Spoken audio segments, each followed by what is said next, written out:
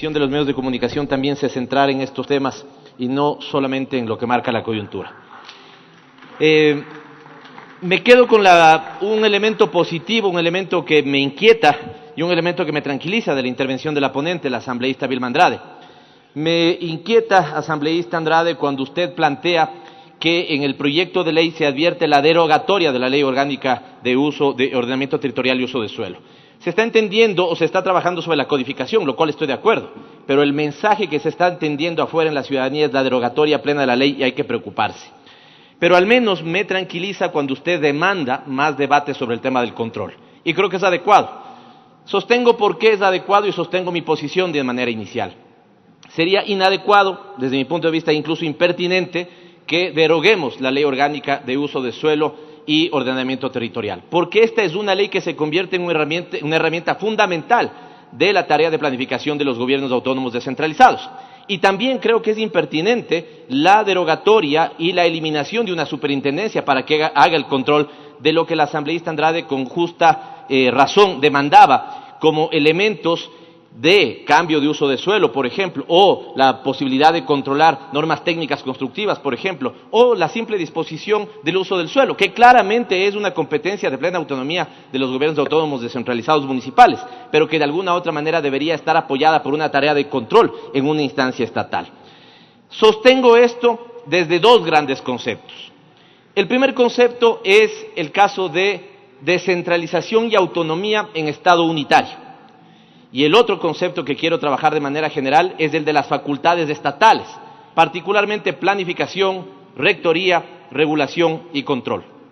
Lo primero, el tema de descentralización y autonomía en un Estado unitario. Asambleístas, la Constitución de Montecristi es, por fin, una constitución descentralizadora. Sepulta, por lo tanto, el estatismo centralista y sepulta, por lo tanto, el federalismo separatista. ¿Por qué? Al menos por tres grandes elementos quiero sostener. El primero, por el régimen de competencias. Establece un régimen de competencias para todo nivel de gobierno de carácter obligatorio. Y esto es importante porque si no recuperemos lo que pasaba en el modelo de descentralización del año 98, en la Constitución del año 98, que dicho sea de paso, tenía una Constitución del 98, pero su ley era del 96. Había absoluta discordia entre el texto constitucional del 98 y el texto legal del 96. Y recuerden ustedes que en ese momento teníamos una descentralización a la carta. Solo 3 o 4 competencias se reservaban para el nivel nacional y el resto era, si usted quiere, aplique, si usted quiere, lleve adelante. Y eso generó evidentemente un caos de competencias aterrizadas en el territorio. Segundo elemento, la Constitución de Montecristi reconoce que así como es legítimo, fundamental y válido que el gobierno central, el Estado central, es parte del Estado nacional, también lo es el municipio, también lo es la parroquia, también lo es la provincia. ¿O acaso nos olvidamos que antes las juntas parroquiales eran nada más que instancias de participación? Es la Constitución del año 2008, la Constitución del año de Montecristi, la que les convierte en nivel de gobierno. Y dice esa Constitución, por lo tanto, que el Estado está compuesto por todos esos 4 niveles de gobierno: el nacional, el provincial, el cantonal y el parroquial. Y esto es importante. Y también es una Constitución que apuesta por la descentralización porque parte de un principio. No puede haber competencias sin recursos, así como no puede haber recursos sin competencias. Y este es un elemento fundamental. Por eso digo y sostengo entonces que esa Constitución enterró un modelo que podía caer en el estatismo centralista, pero también esa Constitución enterró el separatismo de algunas juntas cívicas patricias. Porque ventajosamente estas también tuvieron su duelo cuando en el año 99-2000, ¿no es cierto?, desfilaban pidiendo separatismo, desfilaban pidiendo autonomía, porque sabían que en su modelo rentista el Estado se había quedado sin recursos. Así que ventajosamente tenemos hoy, por fin, una Constitución que apuesta por autonomía, que apuesta por descentralización, que respeta la autonomía de los gobiernos autónomos centralizados, pero en el marco de un Estado unitario.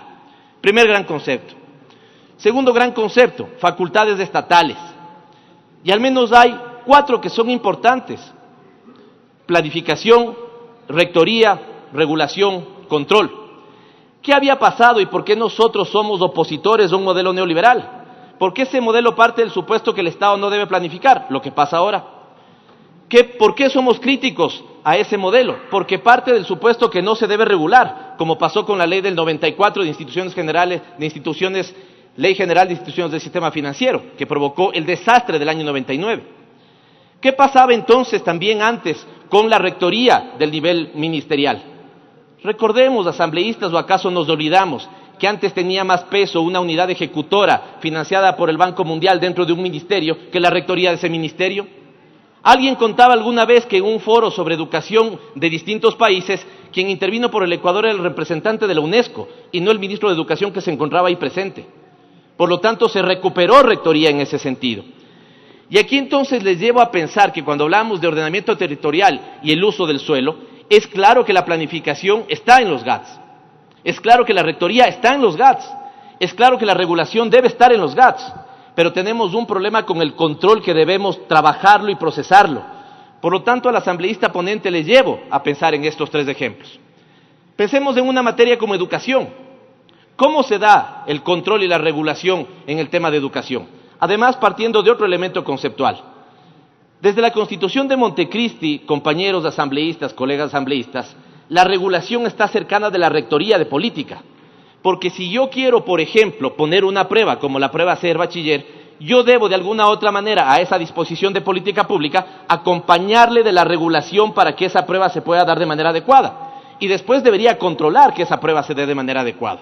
Por lo tanto, ojo, si la rectoría, voy a poner el caso de educación como un ejemplo, está en el ministerio, si la regulación está en el ministerio, lo que tenemos, por ejemplo, en esa materia, en la materia de educación, es que el control también está en el ministerio. Puntos a favor y puntos en contra. Puntos a favor, todo está concentrado en una sola entidad, el Ministerio de Educación del Ecuador, por ejemplo. Pero puntos en contra, ¿qué pasa cuando el ministerio controla los servicios de educación que presta el mismo ministerio? Es decir, el controlador es, ¿no es cierto?, un controlador de los servicios que él mismo presta. Y por lo tanto, seguramente ahí tenemos más peso en el control a establecimientos privados que en el propio control a establecimientos públicos. Este es un ejemplo. Les llevo a pensar otro ejemplo, el caso de minería o el caso del agua. Y ojo, para cerrar bien el ejemplo anterior, ¿dónde está concentrada la facultad de control en ese caso? En una persona que proviene ¿de dónde? De una designación que le hace el presidente de la República. Pensemos entonces en el segundo caso, puede ser minería, puede ser el caso del agua. Donde se ejerce la regulación y control es en agencias de regulación y control. Estas agencias están presididas por el ministro generalmente o por un delegado del ministro del área, puede ser minería, puede ser agua, y hay un cuerpo colegiado que emite las regulaciones y un cuerpo colegiado que cubre esas regulaciones. Y muy bien ponía el asambleísta Andrade el problema de la dotación de agua de calidad. Si nosotros no hemos cumplido la tarea de erradicar la desnutrición en el país, ¿saben cuál es el gran determinante de eso, asambleístas? Falta de agua de calidad dotada ¿por quiénes? Por los municipios. Y por más que ustedes hagan el gran programa de vacunación y el gran programa de alimentación a nivel nacional, mientras los municipios no presten agua de calidad, el problema de la desnutrición seguirá apareciendo. Y es por lo tanto que ahí se debe mejorar el control para la prestación de ese servicio vital para los seres humanos, ¿no es cierto? Incluso así estén dados por la autonomía municipal. Para cerrar entonces este segundo ejemplo les digo que si están demandando mayor autonomía para ejercer control sobre el tema del uso del suelo, tampoco es una buena alternativa a las agencias de regulación y control. Con lo cual estamos eliminando, creo yo, ¿no es cierto?, en este razonamiento, la posibilidad de que esa facultad de control esté en un ministerio y estamos eliminando la posibilidad de que esa facultad de control esté en una agencia de regulación y control. ¿Qué nos queda entonces como alternativa institucional si queremos tener una alternativa institucional para esto? Una superintendencia. Les pongo entonces el caso del sistema financiero bancario.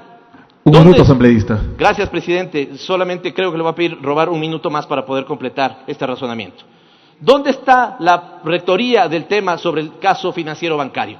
En el Ministerio de Economía y Finanzas, por ejemplo. ¿Dónde se hace regulación? En una junta de regulación que tiene mayoría del Ejecutivo. Pero ¿dónde se hace el control? En una superintendencia que como órgano técnico consagrado así en la Constitución ejerce de manera independiente al Ejecutivo ese control sobre una actividad privada absolutamente sensible. Pregunta, ¿es válida o no es válida entonces esa opción institucional para un tema respecto a competencia municipal? No violenta en modo absoluto la autonomía del municipio, pero le ayuda al municipio a trabajar en el control de esa competencia. Cuidado, y aquí los quiteños, cuencanos, guayaquileños e incluso ambateños pensamos que el país y los 221 municipios son exactamente igual que esas 4, 5, 6 ciudades. ¿Tiene las mismas facultades y las mismas capacidades que Quito, Paján? ¿Tiene las mismas facultades que el caso de Guayaquil, Santana? ¿Tiene las mismas facultades y capacidades que Ambato, el caso de Tena? ¿O el caso de Macas con el caso de Cuenca? No, asambleístas. La dispersión de competencias entre los 221 municipios que constituyen el Estado ecuatoriano son absolutamente dispersas. Por lo tanto, y para cerrar, presidente, no caigamos una vez más en el populismo legislativo. Y cierro de manera brevísima con estos 4 ejemplos. Ley de plusvalía. Todo se mejora si se elimina la ley de plusvalía. Vayan a ver, está en quiebra el sector y en crisis el sector de la construcción. ¿Dónde quedó ese populismo? Segundo gran ejemplo, comunicación. Hay que cerrar la superintendencia de comunicación porque si no, viene alguien que cierra medios de comunicación. Hoy la Arcotel cierra un medio de comunicación de la provincia de Pichincha. O por ejemplo el tema de que entonces como hay que mejorar la prueba a ser bachiller, eliminemos la prueba a ser bachiller. Y si mañana hay un problema en la dotación de la licencia para conducir, ¿qué hacemos? ¿Mejoramos el problema o eliminamos la licencia para conducir? Este mismo ejemplo puede ser trasladado, presidente, al tema de organización territorial, ordenamiento territorial y uso de suelo. Cierro diciéndole al asambleísta ponente, usted demanda más debate, ahí está más debate. No caigamos en el populismo demagógico, legislativo, de por creer que estamos afectando la autonomía de los GATS, vamos a operar como si todo el país fuera Quito, como si todo fuera Guayaquil, Cuenca o Ambato. Muchas gracias, presidente. Tiene la palabra la asambleísta Marcela